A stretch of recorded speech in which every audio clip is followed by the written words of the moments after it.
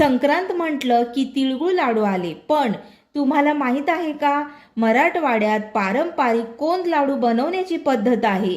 संक्रांत म्हणजे फक्त सण नाही, तर आठवणी, परंपरा आणि गोडवा.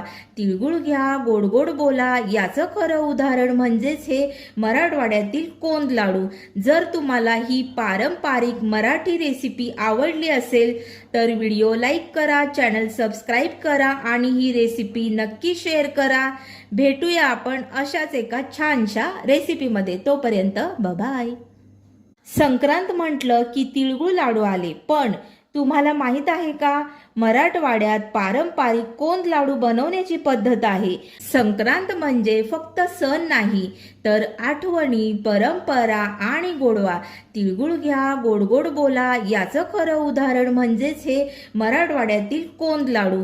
जर तुम्हाला ही पारंपरिक मराठी रेसिपी आवडली असेल तर व्हिडिओ लाईक करा, चॅनल सबस्क्राईब करा आणि ही रेसिपी नक्की शेअर करा.